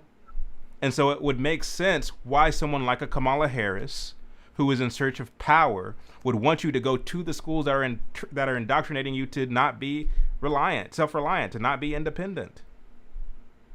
I mean, a lot of people that I know didn't finish school. Like, a lot of people I know who are doing great things, financially, who are great mothers who homeschool their children and have some of the smartest children in the neighborhood, did not even finish high school, did not even graduate high school.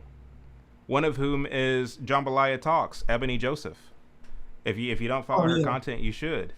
But she didn't even finish school. And so my point is I mean, there's a lot of people, millionaires, billionaires alike, who didn't finish school. Didn't finish high school? She didn't. Wow. But I think that's a badge of honor, quite frankly. I didn't go to college. I mean, there's people like Blanch who has a master's degree, who is one of the few people I believe who actually went through the institutions, and thank God are not to this very day still, singing to that same chorus, singing to that same tune. But again, like, I commend the folks who didn't go through the institutions, who didn't finish the schooling, and are operating with a great degree of self-reliance, resourcefulness, and independence.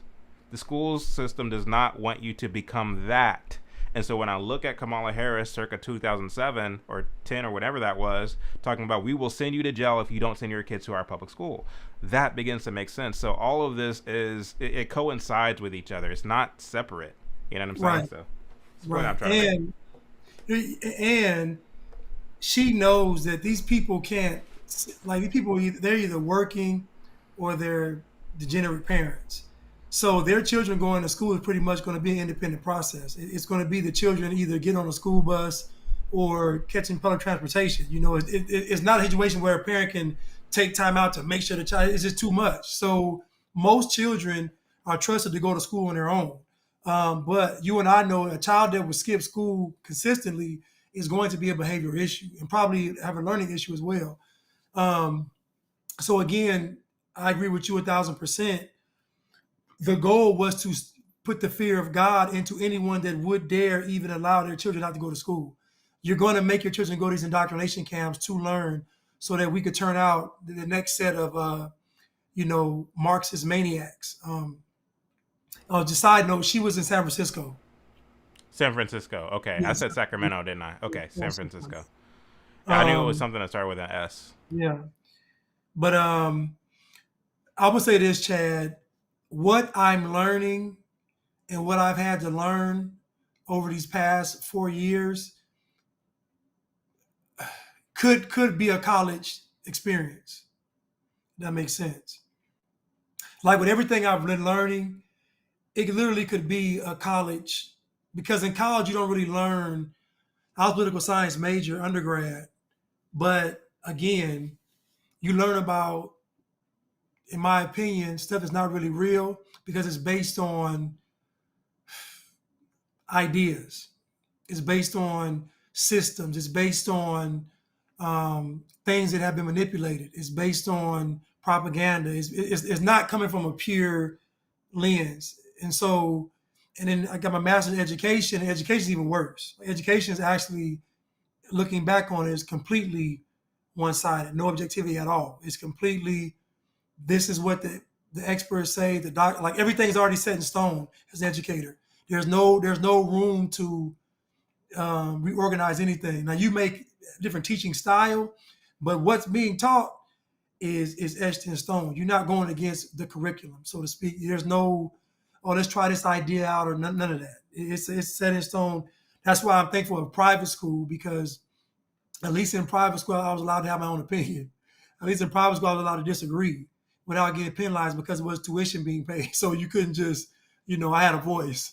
But yeah, Kamala, to me, is probably more, it's going to sound crazy, she's probably the better version of Obama.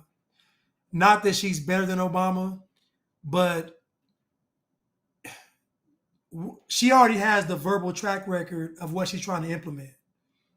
So no one can say this is a new Kamala Harris. Like you know what I'm saying? Like, you can't say that she's against what she's always been. You can't say that she's told a lie. Like, none of that. She's been on record consistently being who she is. And so it's almost like if you pick Kamala, you don't really have a leg to stand on to be against her. Like, you just don't, because she's been very vocal about who she, and to me, it's by design. I think Obama was like the softening up of what we have today. And now you're going to pick a leader and they're communists. Like, they're Marxist. Like, who Kamala is. Nobody's being deceived by Kamala. Even folks that don't know say she hasn't even done anything. So again, even folks that say we're going to vote for her are saying, Kamala, we know she hasn't done anything. We know she has a bad record, but give her a shot. So nobody's blind in this go around about who Kamala is. And to me, this is where this is truly Satan. Because Satan's going to be like, listen, all the cards on the table, now make your choice. Now I'm going to butter it up for you. I'm going to say she's a woman of color. She cares about you, but you see all the other stuff she's done. She's a stone cold Marxist. Are you still going to vote for her? Most folks probably going to say, yeah, Chad, because most folks don't feel like a woman is a threat. Even with her being in a position of power, most folks are conditioned to not see women as threatening, even with power. But there's an old cartoon where it was Alice in Wonderland, and the queen was a maniac. She was off with their head. She wanted to decapitate everybody. She was crazy with power. I remember being a child thinking, that's what a woman would do as queen. Like I remember thinking as a child, like every other say she was like cutting their heads off. I'm like, my goodness. But we're conditioned to think that women won't be tyrannical as kings or queens. It's the authority. We're conditioned to think it's only men, and more so only white men. But we have no idea of what Kamala would do in power. Now, folks kind of saw it with Hillary, but guess what? Hillary was white, so she still had that working against her. And her husband was Bill Clinton, crime bill, all that kind of mass incarceration rhetoric attached to her anyway. But with Kamala, you don't have that. Kamala, you have a woman of color who has a track record of fighting for the people. So yeah, it's going to be tough, Chad. I don't know, Chad. She's had a concert. Think about it. She's had a concert in Atlanta. A literal concert, Chad. And it was packed. Who was singing and dancing? Oh, Meg Thee Stallion. What from your home state. We don't claim her. So Blanche just mentioned the kind of person that Kamala will be. I want to play this last clip before I get Blanche's final remarks. Let's see here. Let's play this one. What kind of president will Kamala be? Let's see. Hey guys, you know what? America does not want to witness a food fight. They want to know how we're going to put food on their table.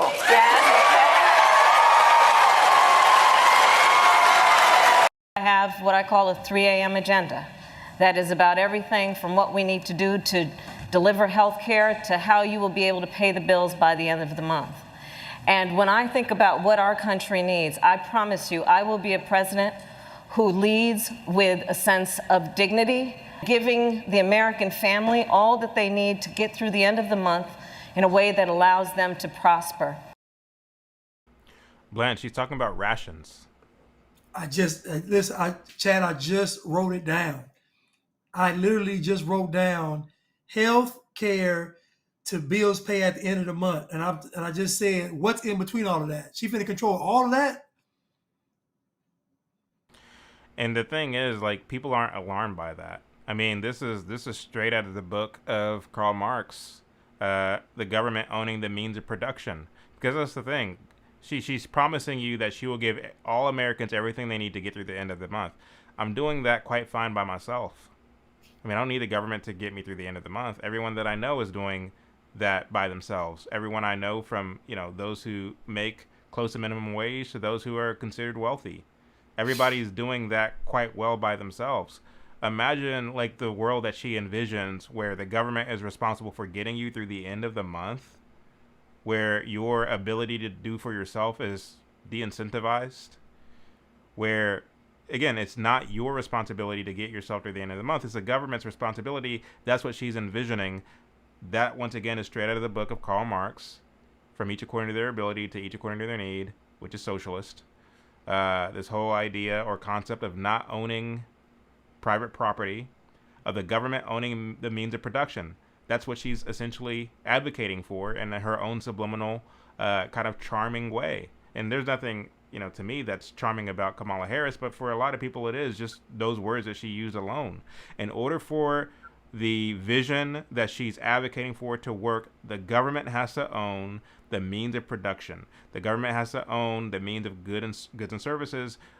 There can't be any such thing as private property, where you can grow your own vegetables and fruit, where you can raise your own animals that are grazing on the land, where you can utilize those animals to put food on your plate.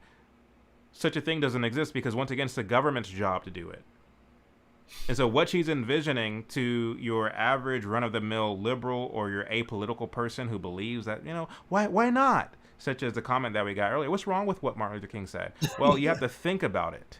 You have to think about what they're saying. Think really long and hard about what they're saying. Is that a country you want to live in? You might think you do, but trust me, you don't. Blanch, I'll give you the last word.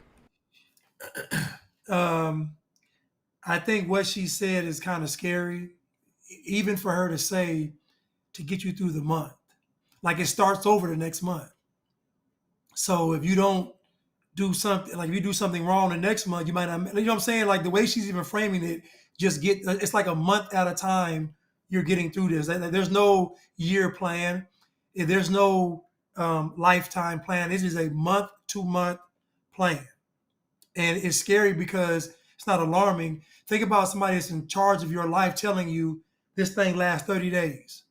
If you behave, you get the next 30 days. If you don't, you don't get the next 30 days. It's literal communism, and it should be scary. And she said, this is my 3 a.m. plan. I don't know if is a metaphor for time. I don't know, but I just imagine that the person's day starting at 3 a.m. Like, you're going to be productive from 3 a.m. to whatever time that you got to go to bed. Like, I don't know. I'm just envisioning this dystopian future where Kamala, and she's at the helm of it all, and all the people that believed in her are now cursing her guts out, but they can't really do anything because she has all the power. They gave it to her. So when we mentioned this before about giving the government control of everything to create this utopia or heaven on earth. This should be alarming to anybody that has any type of faith or belief in God. These people are telling you that they can make the world perfect, i.e., they can get rid of all the ills. They can essentially get rid of sin. Because what they're saying is, we're going to create it to where it's so perfect to where, think about it, people won't want to do crime. They won't want to steal. They won't want to cheat. Folks will want to do what's right if we create the situation for us. What you're saying is you're going to get rid of sin. So what you're saying is we're going to do what God couldn't do. We're going to create this sort of Eden down earth or heaven on earth, and we're going to ensure that folks actually are essentially perfect. Because if you do what they say do, you're going to be a perfect individual. So her little 3 a.m. plan. Now, granted, Chad, 4 years ago, I probably wouldn't even picked up on it, or 5 years ago, I'm not going to lie to you. But now it's alarming. And I think what really woke my eyes up, Chad, was when I read BLM's mission statement. That's what got me onto the even thinking about Marxism or communism, because of what they were saying in there, and it actually scared me because I knew it could. I knew with the power that BLM had, it could happen. And so, what Kamala is saying, what she's been saying these past, I don't know, over a decade, what she's been saying, all that will be implemented in the first, like she said, first 100 days. Y'all got 100 days to do what I say do, or I'm going to force the issue. That's basically what she's saying. So just like Joe Biden, when he got office, he was just signing executive order. We don't know what he was signing. He just signing away American freedom in the first weeks in office. That she'll do it on steroids. She'll do that on steroids. She'll be going berserk. And guess what? The press will say, you can't criticize her because what? She's black. She's a woman. This is her first time. Give her a chance. You all are too critical. You let Trump do it. It's just so many excuses to protect her, to where, I don't know, Chad. If she gets in office, the Antichrist will not be far behind Miss Harris. I agree 100%. We got a super chat from Vintage Goods. It says, Crocs were made for the movie Idiocracy, which were a bunch of fools. I think you're right about that. I mean, if I'm understanding you correctly. I remember I was at a hotel and I was flipping through. I don't ever watch TV, but when I'm at a hotel, sometimes I turn on the TV and just flip through the channels to see what's going on these days. And there was a show on FX called Always Sunny in Philadelphia. Have you heard of this? I never heard of it. Okay, but Danny DeVito is in the show, and he had on Crocs. It was my first time seeing Crocs back then. And I was like, what in the world is this? But I mean, ever since then, like I know that Crocs are worn by I think Whoopi Goldberg's wears them on The View. Sometimes whenever I see clips of The View on social media, she's sitting kind of at the end of the table, and you can see her Crocs peeking out from underneath the table. So, anyway, I don't know how we got on the subject of Crocs, but there it is. Hold on. So I thought Crocs came from like the medical or the food industry, where they would like. I thought it came from like the food industry. You know, like the back people in the restaurants that were like the bus boys or the Constantly on their feet. yeah. That's what I thought it was from. I didn't know. I just looked it up. He's right from the movie Idiocracy, 2006. Oh, okay. I thought they were saying that people in the movie or people in the movie business wear them. I thought that's what you were saying. My bad. Sorry, I'm slow. Okay. So Crocs were made for the movie Idiocracy, which were a bunch of fools. Is that true, or are you are you being tongue in cheek? Have you seen that movie? Okay. I know. I haven't seen it. Terry Crews is in it. Okay, hold on.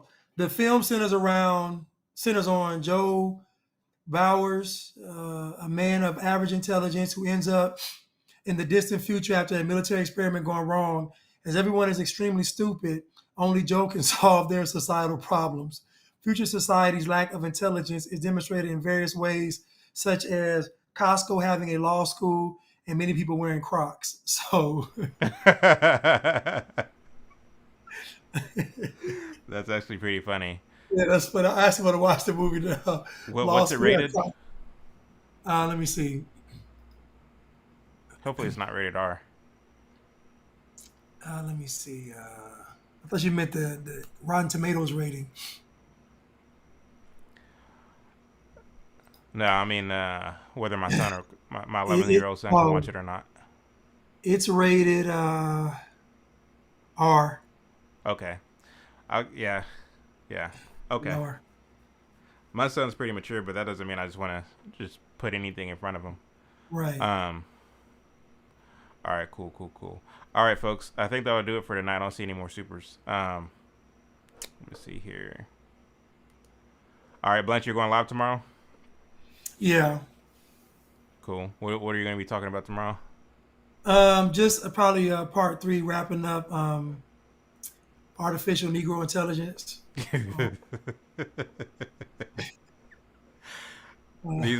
These titles that you come up with are hilarious. You know, I just realized, Chad, that it's been so much programming, man. We don't give it credit. Like we don't give it credit at all, Chad. I went to public school 1 year in high school and then a summer school of high school, and the whole atmosphere of public school is totally different than private school. It's totally different. Like it almost feels like you're, what's the word I'm looking for? Like, I don't know, confined maybe, kind of like restricted. Mm-hmm. I don't know. It just didn't feel free. Mm-hmm. I don't know if that makes sense. Yeah, that makes perfect sense. I want to close out the live. Y'all have a good night.